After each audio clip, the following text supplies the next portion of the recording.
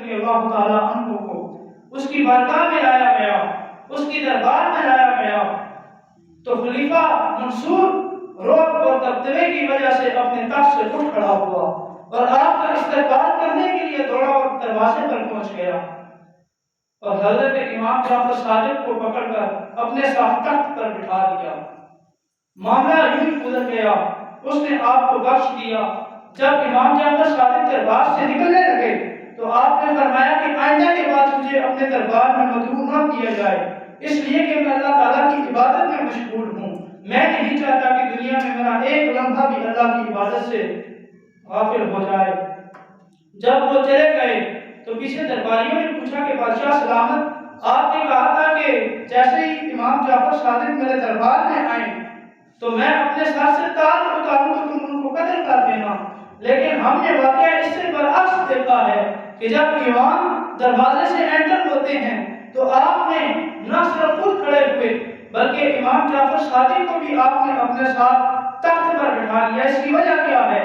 تو خلیفہ منصور کہنے لگا کہ جس وقت میں نے امام جعفر صادق کو گیٹ سے آتے ہوئے دیکھا، جب انہوں نے پہلا قدم میرے دربار میں رکھا تو میں نے دیکھا کہ ان کے پیچھے ایک اسلحہ کھڑا ہے اور اس کا چہرہ اتنا بڑا ہے اور وہ ان کو اشارہ کر رہا ہے کہ اگر تم نے امام کی طرف میری آنکھ سے دیکھا یا تلوار اٹھائی یا لفظوں کے ساتھ کچھ بولا تو میں تیری ساری سلطنت کو جلا کے راہ کر دوں گا۔ یہ حضرت امام جعفر صادق رضی اللہ تعالیٰ عنہ کی کرامت تھی۔ اور اگر ہم آپ کی زندگی کو دیکھیں تو امام اعظم ابو حنیفہ رحمہ اللہ آپ کے شاگرد نظر آتے ہیں، امام مالک آپ کے شاگرد نظر آتے ہیں، سائنس کی دنیا کے بڑے بڑے تاجور آپ کے سامنے زانویہ تلمس کرتے ہوئے دکھائی دیتے ہیں۔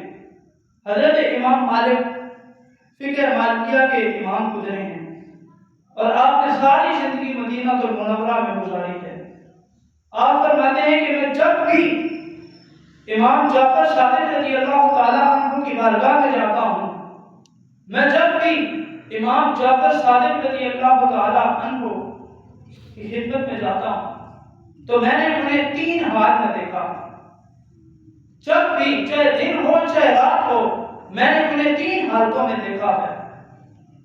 اور وہ تین عبادتوں میں مشغول ہوتے ہیں۔ جب آپ سے پوچھا گیا کہ وہ کن عبادات میں مشغول ہوتے ہیں، آپ نے انہیں کن حالت میں دیکھا ہے، تو امام مالک کہتے ہیں کہ میں نے ان کو دیکھا ہے کہ یا تو وہ اللہ کے حضور نماز ادا کر رہے ہوتے ہیں، میں نے ان کو دیکھا ہے یا تو وہ قرآن مجید کی تلاوت میں مشغول ہوتے ہیں، میں نے ان کو دیکھا ہے یا تو وہ روزے سے ہوتے ہیں۔ گویا کہ یہ تین اعمال آپ اس کو بسختی کے ساتھ عمل کی پیرا ہوا کرتے تھے۔ اور اگر آج ہم بھی ان ائمہ سے محبت کریں، ان کی زندگی سے جو سبق ہمیں ملنے والے ہیں ان پر جب ہم عمل کریں تو ہم سامان دنیا اور دین ہم حاصل کر سکتے ہیں۔ اسی طرح لیکن آج کے دور کے اندر بعض نام نہاد اور بہت بڑی کمیاں رکھنے والے لوگ بظاہر تو وہ مذہبی شخصیات کہلاتی ہیں، بظاہر تو وہ شیخان طریقت کہلاتے ہیں، لیکن ان کے خطبے، ان کی قلم، ان کی کتاب، اس میں کیا ہوتا ہے؟ اہل بیت نبوت کے خلاف نفرت لوگوں کے ذہن میں ڈال رہے ہیں۔ حضور علیہ السلام کی اولاد کی عزت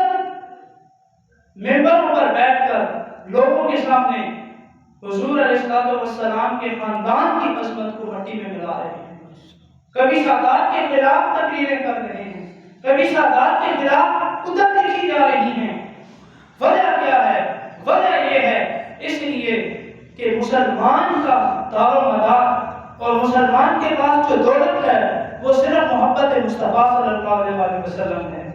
اور جو ان کے خاندان کے لوگ ہیں حضور علیہ السلام کی نسل ہے، وہ حضور علیہ السلام کی روحانی امانتوں کی امین ہے۔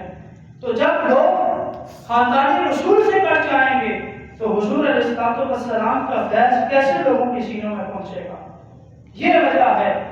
جس کی بنیاد پر صحابہ کرام رضوان اللہ تعالی علیہم اجمعین کا نام لے کر اہل بیت نبوت کے خلاف زبان درازی کی جاتی ہے، ان کے کردار کشی کی جاتی ہے، ان کو گالیاں دی جاتی ہیں، بظاہر وہ لوگ ممبروں پر بیٹھتے ہیں، تو اللہ تعالیٰ سے دعا کرتے ہیں کہ اللہ تعالیٰ ان کو ہدایت عطا فرمائے، اور ہمیں دنیا اور اس زندگی کے اندر اہل بیت نبوت کا دامن